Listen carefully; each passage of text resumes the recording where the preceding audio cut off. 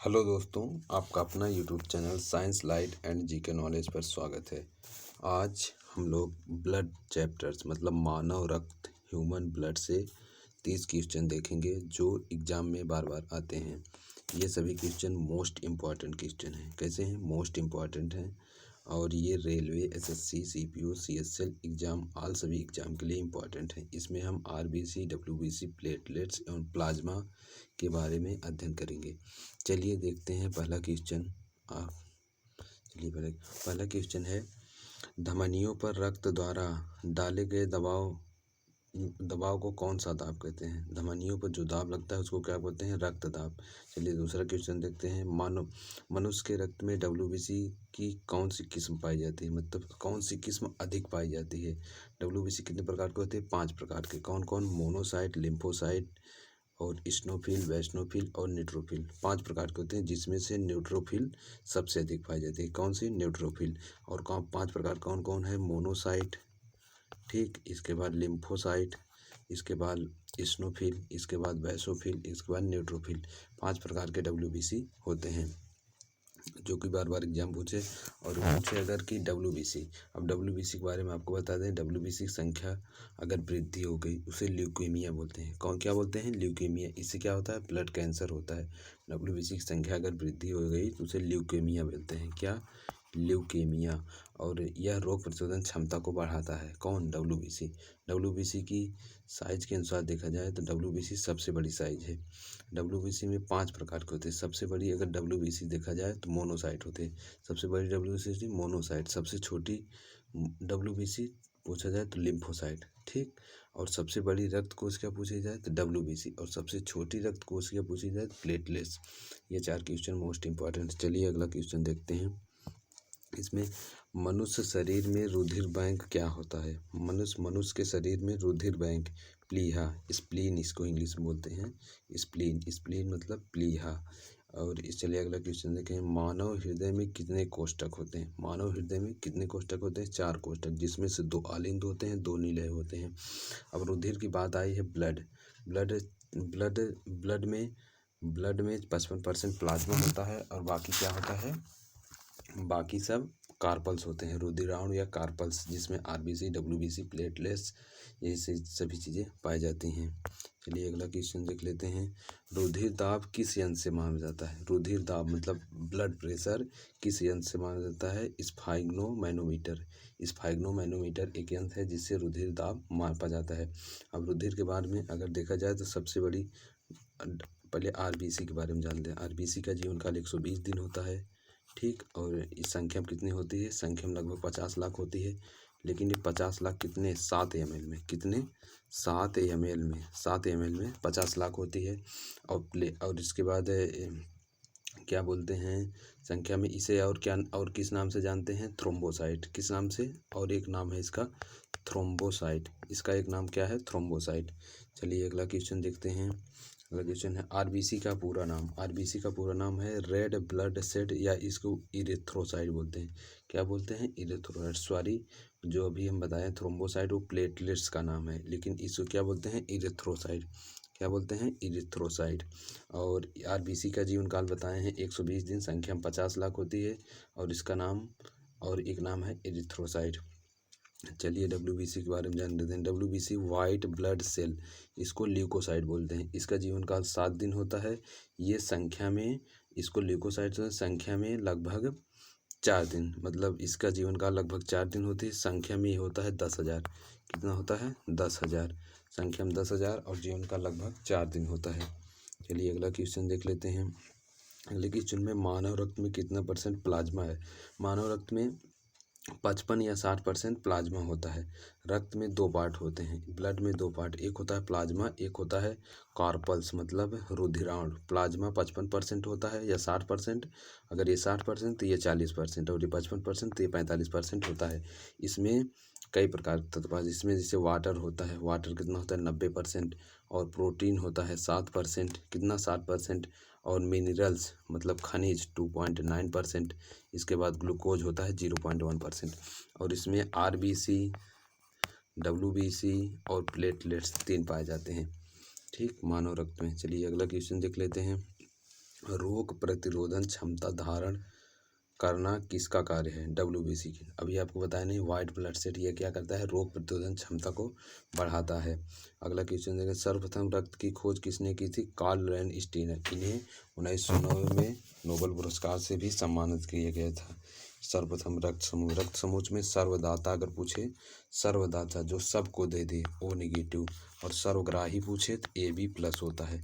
सर्वग्राही क्या होता है? AB+, और सर्वदाता O नेगेटिव।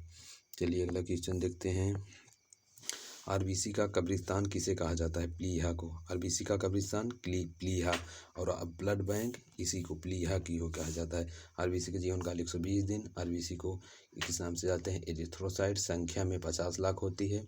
चलिए अब अगला क्वेश्चन देखते हैं, ओ रक्त समूह वाला व्यक्ति किस रक्त वाले समूह से ले सकता है? सिर्फ ओ से ले सकता है, क्योंकि ये सर्वदाता है, सभी को दे सकता है लेकिन सभी से ले नहीं सकता। सभी से ले सकता है तो ओ है AB+, लेकिन AB+ नहीं है, ये सर्वदाता है, सबको दे सकता है लेकिन लेने के लिए सिर्फ ओ से ही ले सकता है। अगला क्वेश्चन देखते हैं, प्लाज्मा का कितना % भाग जल है? अभी आपको बताया 90% जल है, 7% प्रोटीन है। प्लाज्मा में पहले ब्लड होता है, ब्लड में 55% प्लाज्मा होता है, 45% रुधिराण होते हैं, जिसमें RBC और WBC और इसके बाद प्लेटलेट्स होते हैं। इसमें 90% वाटर होता है, 7% प्रोटीन होता है। प्रोटीन 4 प्रकार के होते हैं, फाइब्रोनोजिन, एल्बुमिन, ग्लोबुलिन, प्रोटोथेम्बिन। 4 प्रकार प्रोटीन होते हैं। मिनरल्स 2.9%। ज़्यादातर यही क्वेश्चन पूछता है, प्लाज्मा में कितना % जल होता है? 90% जल। रक्त में सर्वाधिक मात्रा कौन सी धातु पाई जाती है? आयरन। कौन सी धातु? आयरन। आरबीसी में भी कौन सी? आयरन। आरबीसी में भी आयरन पाया जाता है, और आरबीसी में एक हीमोग्लोबिन पाया जाता है, जिसके कारण रक्त लाल होता है। चलिए अगला क्वेश्चन देखते हैं, किस रुधिर वर्ग में किसी प्रकार का कोई एंटीजन नहीं पाया जाता है? किसी प्रकार का कोई एंटीजन नहीं पाता है। ओ रुधिर वर्ग ऐसा है जिसमें किसी प्रकार का कोई एंटीजन नहीं पाया जाता है। और पूछे अगर किस रुधिर वर्ग में कोई एंटीबॉडी नहीं पाई जाती, तो वो है AB। क्या है? AB ऐसा है जिसमें कोई एंटीबॉडी नहीं पाई जाती। लेकिन अगर पूछे एंटीजन तो O नेगेटिव या O, जो ऑप्शन रहे। अगला क्वेश्चन देखते हैं, एक मानव शरीर का pH मान लगभग होता है 7.4। pH मान कितना होता है? लगभग 7.4। चलिए अगला क्वेश्चन देखते हैं, कौन सी रक्त वाहिकाएं सांप रक्त को लंग्स तक पहुंचाती हैं? फुसफुसी सिरा। एक फुसफुसी सिरा होता है, दूसरा होता है एक और सिरा होता है जिसका नाम है, अभी याद नहीं आ रहा। चलिए अगला क्वेश्चन देखते हैं, सर्वप्रथम रक्त परिसंचरण तंत्र का अध्ययन किसने किया था और कब? William Harvey. सर्वप्रथम रक्त का अध्ययन किसने किया था? William Harvey. कौन किया था? William Harvey. चलिए अगला क्वेश्चन देखते हैं, अगला क्वेश्चन है, किस कारण से शरीर के अंदर रक्त जमा नहीं है? रक्त का थक्का नहीं बता। हिपेरिन क्या है? एक प्रकार की प्रोटीन है जो रक्त के थक्का जमाने में इम्पॉर्टेंट है, मतलब रक्त के थक्का नहीं जमाता है। ये क्या करता है? ये कहाँ से बनता है? लीवर से। कहाँ से बनता है? लीवर से। यह रक्त का थक्का नहीं जमने देता है। ये एक एंटी क्लॉटिंग एजेंट के रूप में काम करता है। ये क्या है? कार्बोहाइड्रेट है। हिपेरिन क्या है? एक प्रकार का कार्बोहाइड्रेट है। हम कार्बोहाइड्रेट का लेक्चर आपको पढ़ाए हैं, उसमें हिपेरिन सभी चीज़ों के बारे में बताए हैं। रक्त परिसंचरण की खोज किसने की थी? William Harvey. चलिए अगला क्वेश्चन देखते हैं, डायलिसिस की प्रक्रिया द्वारा मनुष्य शरीर में क्या होता है? मनुष्य के शरीर में क्या होता है डायलिसिस प्रक्रिया? खून का शुद्धिकरण। क्या होता है? खून का शुद्धिकरण किस प्रक्रिया द्वारा होता है? डायलिसिस प्रक्रिया द्वारा। चलिए अगला क्वेश्चन देखते हैं, किस रक्त वाले समूह में दोनों एंटीबॉडी पाई जाती है? ओ रक्त वाले समूह में।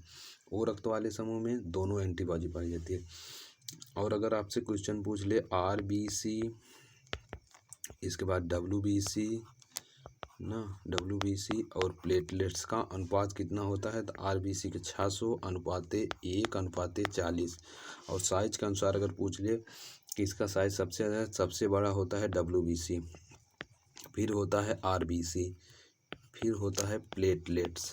ठीक, फिर क्या होता है? प्लेटलेट्स, पहले WBC, फिर RBC, फिर प्लेटलेट्स, साइज के अनुसार। और अगर नंबर के अनुसार पूछें अनुपात में, तो ये RBC होता है 600 और WBC होता है 1 और प्लेटलेट्स होता है 40। प्लेटलेट्स कितना होता है? 40। ठीक, चलिए अगला क्वेश्चन देखते हैं, किस रक्त वाले समूह में किसी प्रकार की एंटीबॉडी नहीं पाती है। अभी हम आपको बताएं ए बी समूह वाले में, ए बी समूह वाले में कोई एंटीबॉडी नहीं पाई जाती। लेकिन पूछे अगर किस में एंटीजन नहीं पाया जाता, ओ ऐसा ब्लड ग्रुप है जिसमें कोई एंटीजन नहीं पाता लेकिन एंटीबॉडी नहीं पाई जाती, ए बी होता है। अब चलिए अगला क्वेश्चन देखते हैं। रक्त के लाल रंग होने का मुख्य कारण है हीमोग्लोबिन। हीमोग्लोबिन कौन सा तत्व पाया जाता है? आयरन। हीमोग्लोबिन में कौन सा तत्व पाया जाता है? आयरन। लेकिन हीमोग्लोबिन का वास्तव में रंग क्या होता है? वास्तव में रंग गुलाबी होता है, मतलब बैगनी टाइप थोड़ा। लेकिन है कि क्या बोलते हैं, रक्त में इसका रंग हीमोग्लोबिन लाल रंग होता है। चलिए अगला क्वेश्चन है। रुधिर के प्लाज्मा में किसके द्वारा रक्त एंटीबॉडी बनाता है? ल्यूकोसाइट। किसके द्वारा? ल्यूकोसाइट। 5 प्रकार के WBC आपको बताए हैं ना, मोनोसाइट, लिम्फोसाइट, इस्नोफिल, वेस्नोफिल और नेट्रोफिल, जिसमें से लिम्फोसाइट जो होता है उसके द्वारा एंटीबॉडी बनाया जाता है। और अगर पूछे मोनोसाइट और मोनोसाइट और लिम्फोसाइट अकणिका युक्त हैं, लेकिन इस्नोफिल, वेस्नोफिल, न्यूट्रोफिल कणिका युक्त हैं। कैसे हैं? कणिका में। और अगर आपसे पूछे सबसे बड़ी रक्त कोश क्या? WBC। सबसे बड़ी रक्त कोश क्या? WBC। और सबसे छोटी रक्त कोश क्या पूछे? प्लेटलेट्स। आपको बताया नहीं, सबसे बड़ी रक्त कोश क्या? WBC, फिर बीच में RBC था, फिर प्लेटलेट्स था सबसे छोटी। लेकिन पूछे अगर सबसे बड़ी श्वेत रक्त कोश क्या, मतलब सबसे बड़ी व्हाइट ब्लड सेल, तो मोनोसाइट। क्या हो जाएगा? मोनोसाइट। और अगर पूछे सबसे छोटी श्वेत रक्त संचय, लिम्फोसाइट। 4 प्रकार के होते हैं, 5 प्रकार के होते हैं ना, सबसे बड़ी मोनोसाइट, सबसे छोटी लिम्फोसाइट।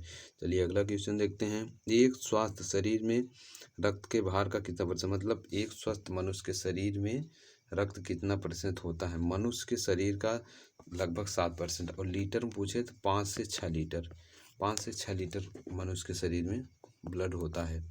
अगला क्वेश्चन देखते हैं। लाल रक्त कणिका और किस नाम से जानते हैं? एरिथ्रोसाइट। आपको बताए हैं लाल रक्त कणिका को और किस नाम से जानते हैं? एरिथ्रोसाइट। आपको प्लेटलेट्स के बारे में बता दें। प्लेटलेट्स जो होता है वो रक्त को थक्का जमाने में मदद करता है। इसमें केंद्रक नहीं होता, प्लेटलेट्स में केंद्रक नहीं होता है।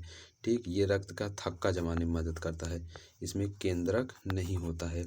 और इसका जीवन काल 7 दिन होता है और इसका कब्रिस्तान प्लीहा होता है। ठीक, अगर पूछे रक्त का थक्का जमाने में तत्व, अगर पूछे रक्त का थक्का जमाने में कौन सा तत्व इम्पोर्टेंट है, तो आपको बता रहे हैं रक्त का थक्का जमाने में कैल्शियम इम्पोर्टेंट है। लेकिन अगर पूछे प्रोटीन में तो फाइब्रोनोजिन। कौन सा? फाइब्रोनोजिन। और अगर पूछे विटामिन में, विटामिन के। तो ये 3 क्वेश्चन मोस्ट इंपॉर्टेंट है। रक्त का थक्का जमाने में तत्व कैल्शियम और प्रोटीन फाइब्रोनोजिन और विटामिन पूछे के। चलिए अगला क्वेश्चन देखते हैं। कौन सा रक्त समूह सभी रक्त वाले समूह से रक्त ले सकता है? AB जो है वो सर्वदाता है, वो बल्कि सर्वग्राही है, AB सर्वग्राही है, ये सबसे ग्रहण कर सकता है। मतलब AB ऐसा रक्त समूह है जो सर्व से ग्रहण करता है, लेकिन O जो है वो सर्वदाता है, जो सबको दे सकता है। चलिए अगला क्वेश्चन देखते हैं, लास्ट क्वेश्चन अब इसके बाद है।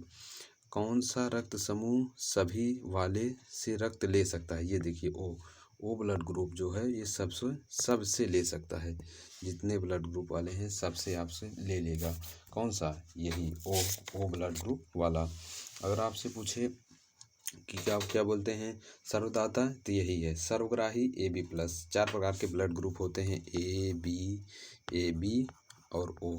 ठीक, अगर पूछे सबसे अधिक, मतलब पूरी दुनिया में सबसे अधिक ब्लड ग्रुप किसका होता है? O नेगेटिव का। सबसे अधिक O नेगेटिव, सबसे कम पाया जाता है ब्लड ग्रुप पूरे दुनिया में AB ब्लड ग्रुप सबसे कम पाया जाता है, O नेगेटिव सबसे ज़्यादा पाया जाता है। चलिए लास्ट क्वेश्चन देखते हैं। अस्थिमज्जा में किसका निर्माण होता है? RBC का निर्माण कहाँ होता है? Bone marrow. कहाँ पर? Bone marrow. बड़ी हड्डियों में, जैसे बड़ी हड्डियों में मतलब फीमर में हो गया, या क्या बोलते हैं फीमर जांघ की हड्डी और रीढ़ की हड्डी में बोन मैरो में RBC का निर्माण होता है। लेकिन अगर पूछे भ्रूणावस्था में RBC का निर्माण कहाँ होता है? यकृत में। भ्रूणावस्था कब कहते हैं? 2 सप्ताह से 8 सप्ताह के बीच को भ्रूणावस्था। लेकिन अब RBC का कब्रिस्तान किसे कहते हैं? प्लीहा।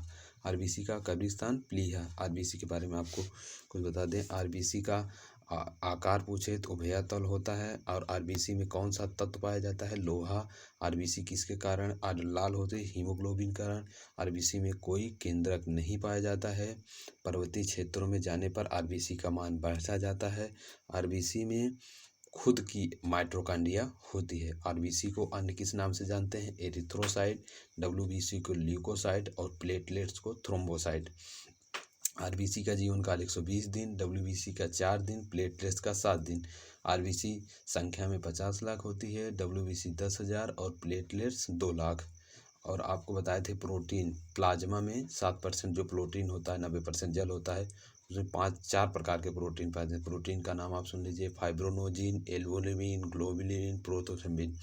प्रोटोथम्बिन जो होता है रक्त के थक्का जमाने में मदद करता है। और हेपेरिन ऐसा कार्बोहाइड्रेट है जो रक्त को थक्का जमाने में नहीं मदद करता, मतलब जमने नहीं देता है। चलिए आज हम लोग 30 क्वेश्चन देखे। कितने क्वेश्चन? 30 क्वेश्चन जो मोस्ट इम्पॉर्टेंट थे और एक्सप्लेनेशन के साथ। अगर ये वीडियो आप लोगों को अच्छी लगी तो हमारे चैनल को सब्सक्राइब करें एवं लाइक करें, शेयर करें। और ये वीडियो देखने के लिए आपको धन्यवाद। Thank you.